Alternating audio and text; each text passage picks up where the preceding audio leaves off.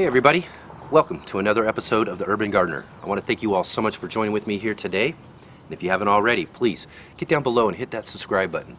Follow along with more garden adventures as we continue growing here on The Urban Gardener. In fact, hit that bell notification to be notified of upcoming episodes. So today we're going to mix up a couple of different seed starting soil mixes. One, a tried and true method we use every single year for our seedlings indoors. And this year, we're going to be trying soil blockers for the first time. So we'll mix up some seed starting soil mix for our soil blockers, and hopefully if that works out well, we'll have lots and lots of great starts this year for our garden. So let's get growing.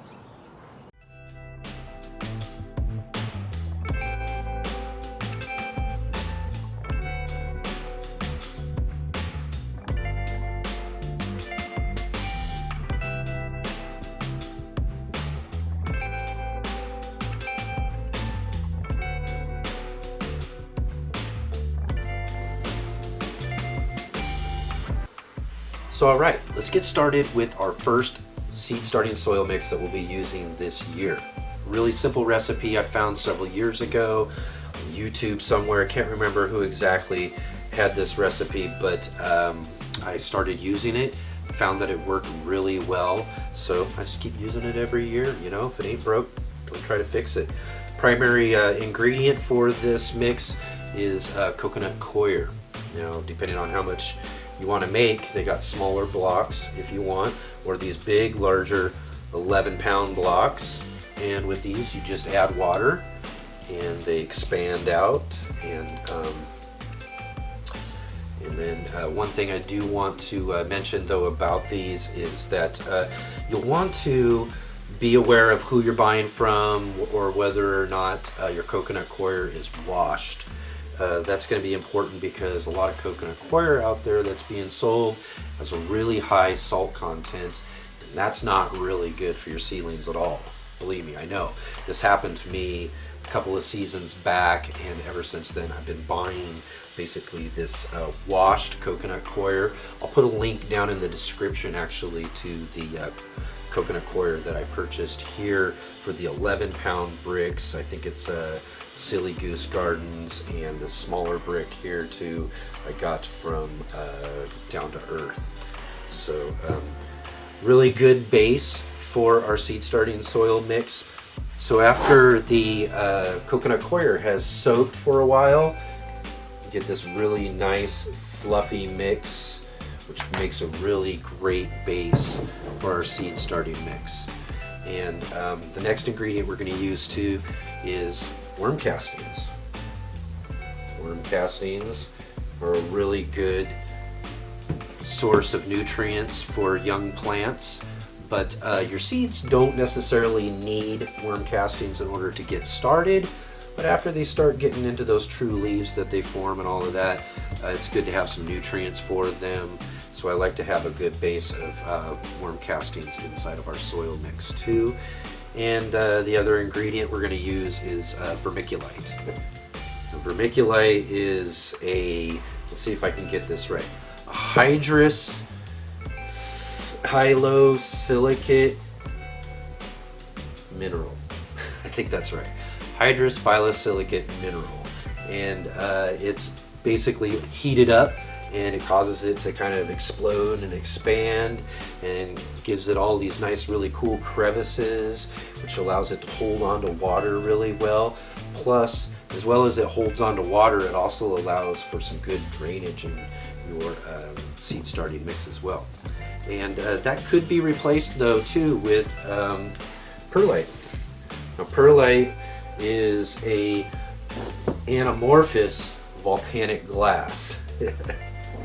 I've got those right actually. And it's a naturally occurring volcanic glass, and similar properties, not as much of the water holding properties that the vermiculite has, but the perlite does give you really good drainage for your seed starting mix.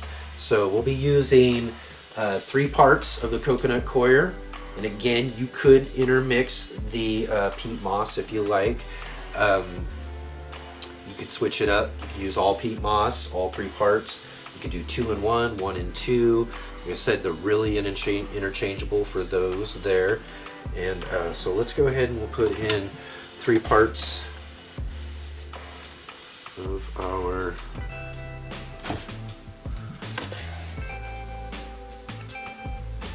coconut coir in there.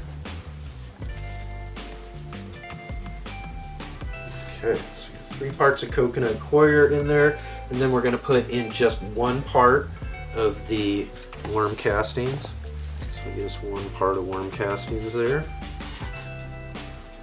And we're going to put 1 part of the vermiculite.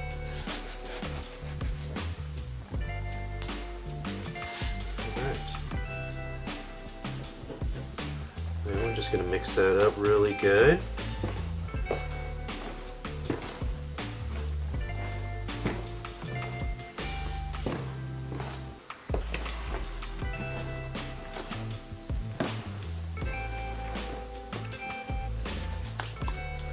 We are going to add some water to this. Get this really nice and wet. So one of the things too though is you're going to really want really nice and moist seed starting mix when you're starting your seeds out. Because you're going to want to water these from the bottom. So you're going to want a nice moist mix in order to allow the soil to wick up the water into those little root systems that are forming in your new little seedlings. Alright. Really simple, basic mix here. Get it there and it starts to hold itself together alright.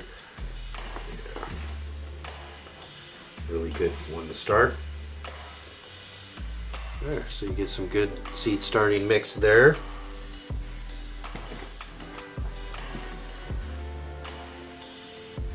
Alright, now let's go check out some soil blocks. So for those of you who aren't familiar with soil blocks, a soil blocker is basically just this tool here. It's got 4 squares in it.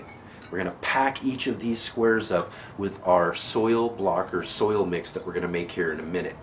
Once it's all packed up, we're going to squeeze the handle down and it's going to release those little square soil blocks. And in each one of those blocks, there's a dibbler there. And that's going to poke a little hole down on the top of our soil blocks so that we can put seeds in. So hopefully this works out for us here in our gardens so that we can kind of limit some of our plastic use. So alright, now it's time to move on to our soil blocker seed starting mix. It's going to be a little bit different than the seed starting mix we use for our indoor starts, although you're going to have a couple of similar choices. Again, you're going to choose between peat moss or some Coco coir, although again, you could use both.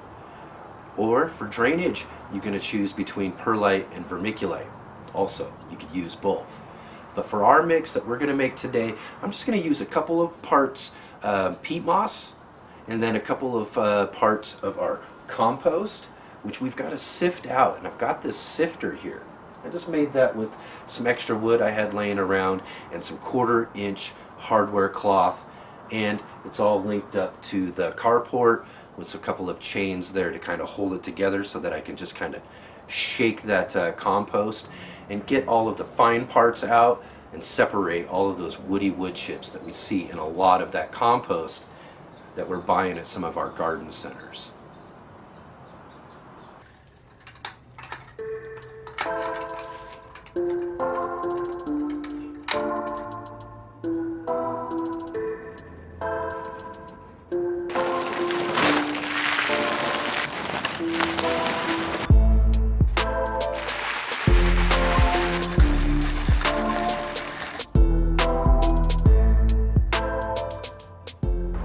So alright, we've got all of our compost all sifted out. Got all those chunky wood pieces out of it.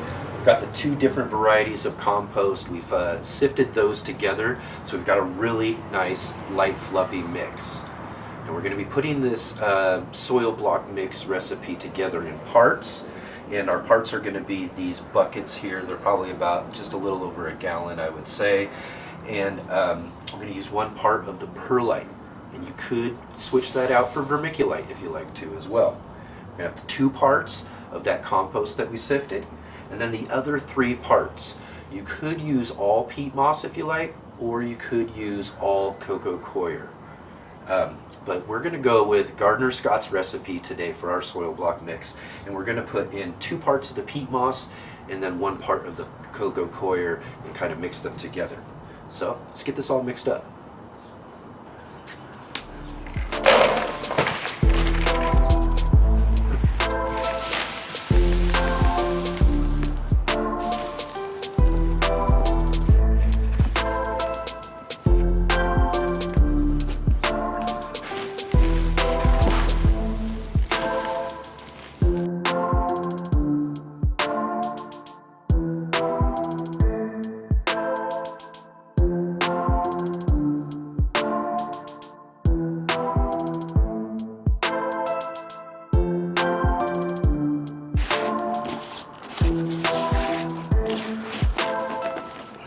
So alright, with the size of our buckets and the size of our mixing container, we just basically used half of what we had there to start with, basically a first batch. So we've got it all mixed up there with a bunch of water. It's nice and wet, but what we're going to do is we're going to let it sit for about an hour or so to let those real dry ingredients to really soak up that moisture.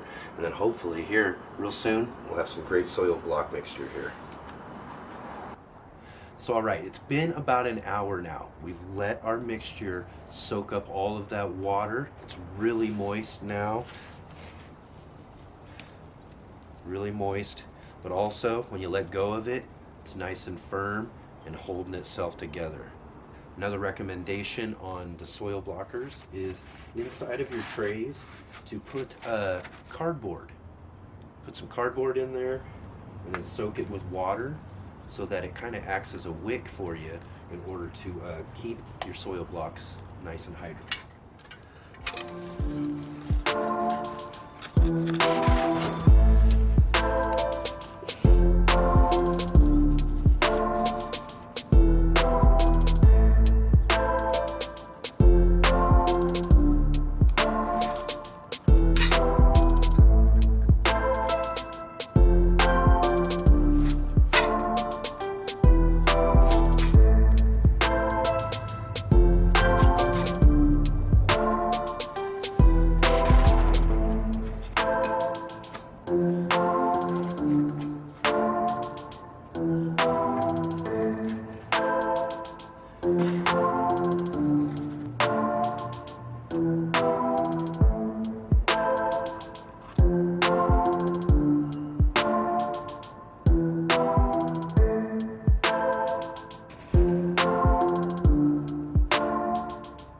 Thank you all so much for joining with me here today, making these different seed starting soil mixes, our indoor seed starting mix that we're using for all of our peppers and tomatoes indoors as they're waiting to come outside, and now for a lot of our outdoor greens and all of that, we've got some soil blocks that we're going to be able to seed them out here in the next couple of days. So I'm really looking forward to doing that.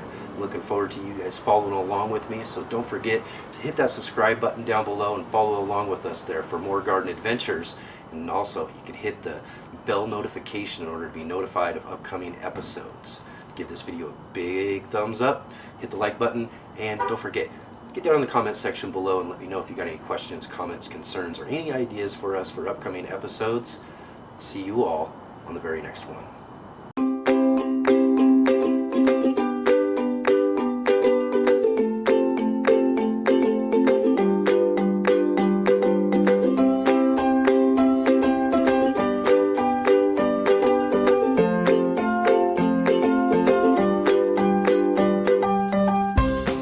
Hit the bell notification to be notified. I totally fell apart on that one.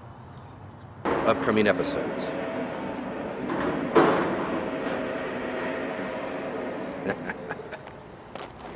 Ooh. And the garbage truck shows up. That's city urban gardening right there, man. You get all them nice city sounds.